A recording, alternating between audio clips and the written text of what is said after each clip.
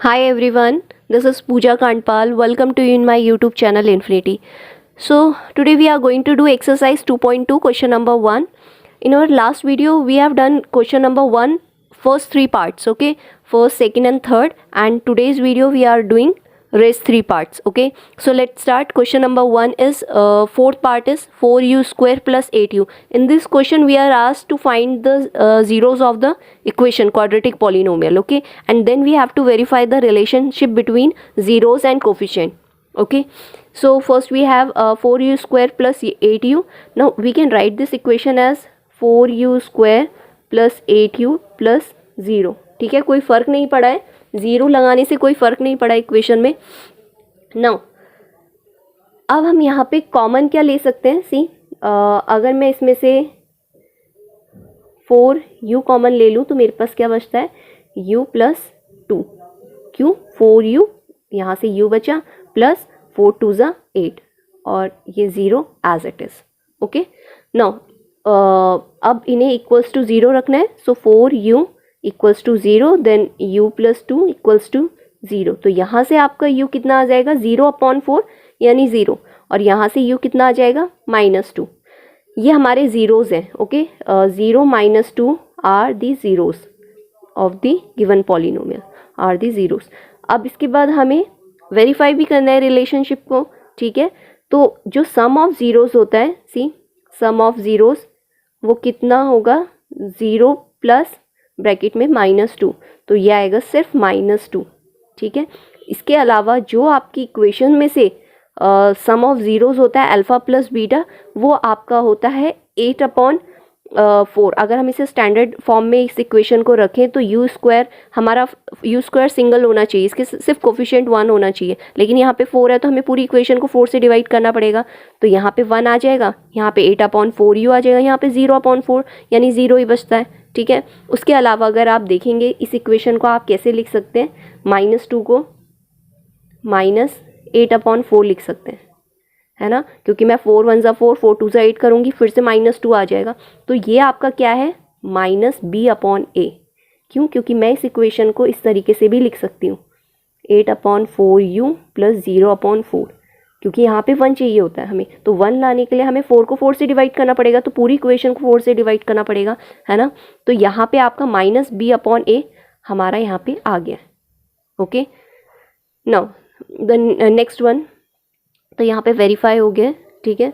Now product of zeros, अगर हम zeros का प्रोडक्ट करें, प्रोडक्ट ऑफ ज़ीरोज़, तो हमारे पास बचते हैं 0 × -2, तो ये आपका 0 आ जाएगा. और वैसे भी ये क्या होता है, c/a, ठीक है ना. तो 0 हमारा c/a होता है, और c यहाँ से क्लियर है कि 0 ही है, ठीक है. तो ये रिलेशन वेरीफाई हो गया है. Now next one, fifth we have t² -15. ये हमारे पास इक्वेशन है. तो अगर हम इस इक्वेशन को 0 के इक्वल पुट करते हैं, -15 to find zeros, okay, equals to 0, then t² will be what, equals to 15. This will be positive after shifting to this side, okay. Now then t will be what, +-√15.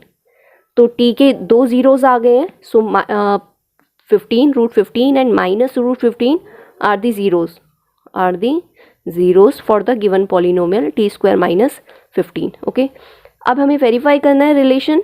सो पहले सम of zeros आता है, तो सम of zeros हमारा कितना हो जाएगा, +15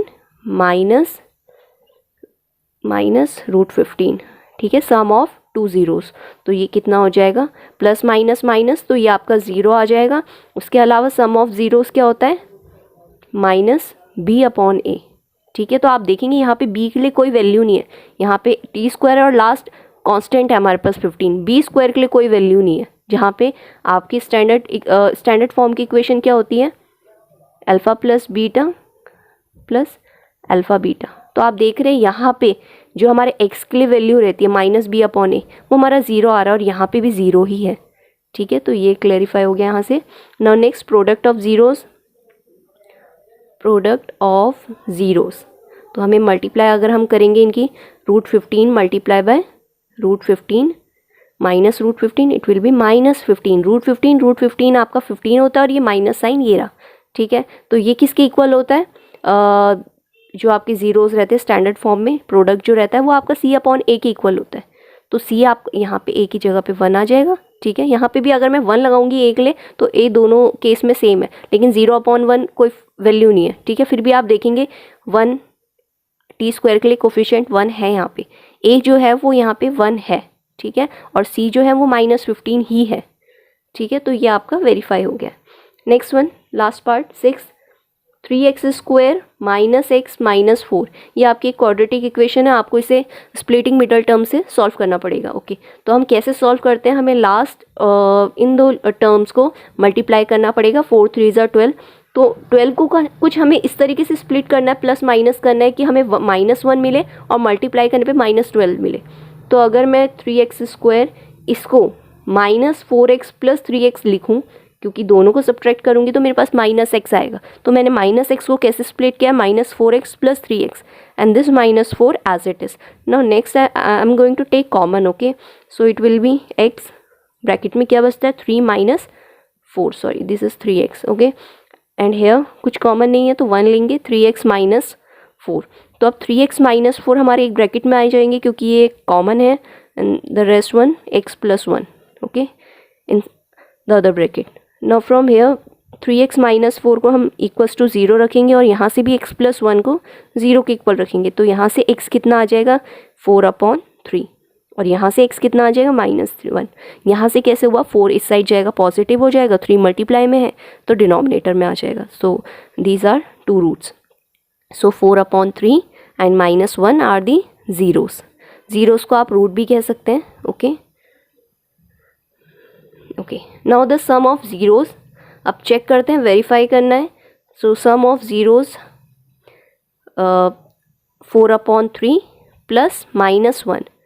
तो अगर हम एलसीएम लेते हैं तो ये बन जाएगा 4/3, ओके, -1/1, एलसीएम आएगा 3, 4 + -3, तो ये आ जाएगा आपका 1/3। और अगर हम इसे इक्वेशन के स्टैंडर्ड फॉर्म के हिसाब से देखते हैं तो अल्फ़ा बीटा हमारा -b/a होता है, ठीक है, -b/a। तो आप देख रहे हैं इक्वेशन में -b आपका मतलब 1 होगा, -1, देख रहे हैं आप, b की जगह पे -1 है, अपॉन a आपके पास 3 है, ठीक है। a ये होता है, b आपका यहाँ पे होता है, और ये आपका c होता है। Now next, product of zeros, तो हम ज़ीरोज़ का प्रोडक्ट करेंगे जब -1, तो ये आपका आएगा -4/3। तो अगर हम देखें तो ये आपका प्रोडक्ट ऑफ ज़ीरोज़ किसके इक्वल होता है, c/a के। तो यहाँ पे c आपका कितना है -4, इक्वेशन में -4 भी है, ठीक है, और a कितना है 3, a आपका बिल्कुल 3 है। तो ये आपके वेरीफाई हो गया।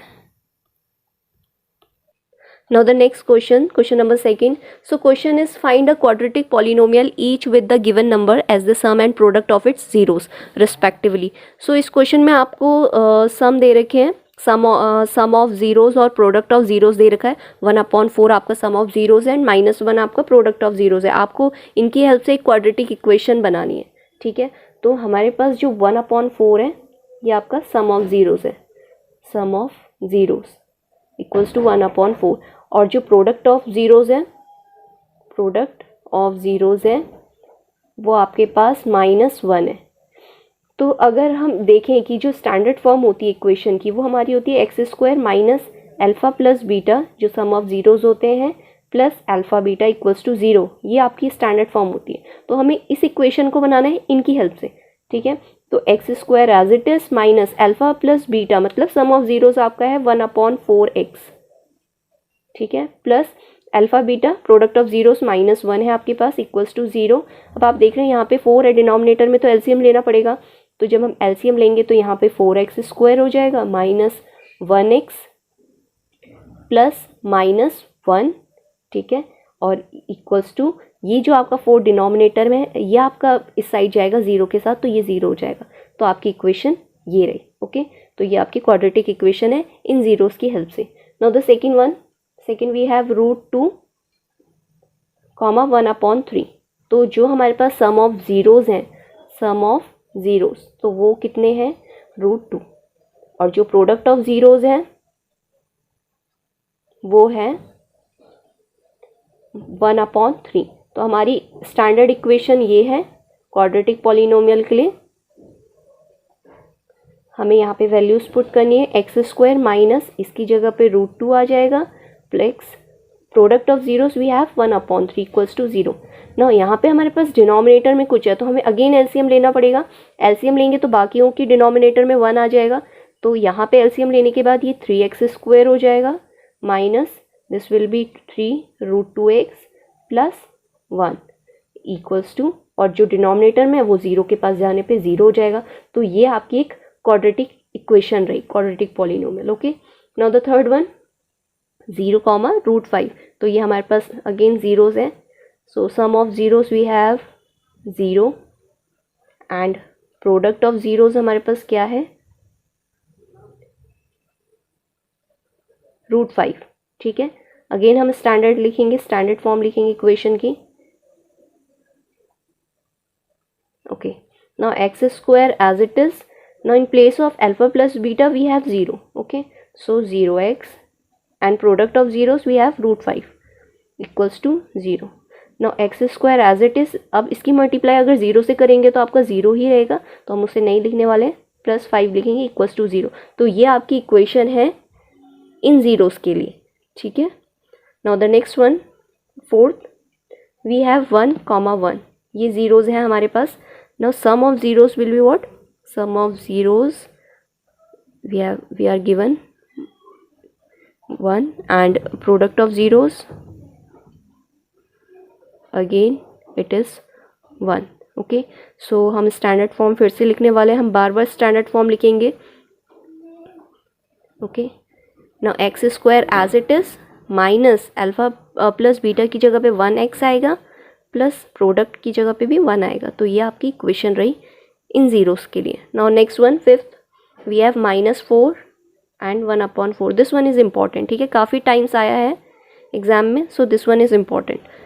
सम हमारे पास -1/4 है, प्रोडक्ट हमारे पास 1/4 है, तो मैं यहाँ पे डायरेक्ट इक्वेशन में पुट करने वाली हूँ अल्फा बीटा इक्वल्स टू 0। तो x² as it is minus alpha plus beta की जगह पे हम -1/4x लिखेंगे, और ये भी आपका 1/4 हो जाएगा इक्वल्स टू 0। तो अगर हम इस इक्वेशन को देखें, माइनस माइनस आपका प्लस हो जाएगा, तो ये हो जाएगा 1/4x प्लस 1/4। अब आप देख रहे हैं कि यहाँ पे एलसीएम लेना पड़ेगा, तो ये आपका आएगा x² 4 के साथ plus x plus 1 equals to 0। तो ये आपकी इक्वेशन रही। This one is very important. Okay, so ये बहुत ध्यान से करना है। Now the last one, sixth we have 4 and 1। तो मैं अगर इसे इस इक्वेशन में पुट करूँ तो x² as it is minus sign, okay, and in place of alpha plus beta we have 4x as it is, in place of alpha beta product of alpha beta we have 1। Okay, so this one as it is. So equation we have x² minus 4x plus 1 equals to 0। तो ये आपकी equation रही। Okay, सो जब आपको roots दिए होंगे, जब आपको जीरोस गिवन होते हैं, तो आप इजीली इक्वेशन बना सकते हैं, और अगर आपको इक्वेशन दी गई है तो आप इजीली उसके रूट्स फाइंड कर सकते हैं। Okay, so I hope this is clear to you. Thank you for watching.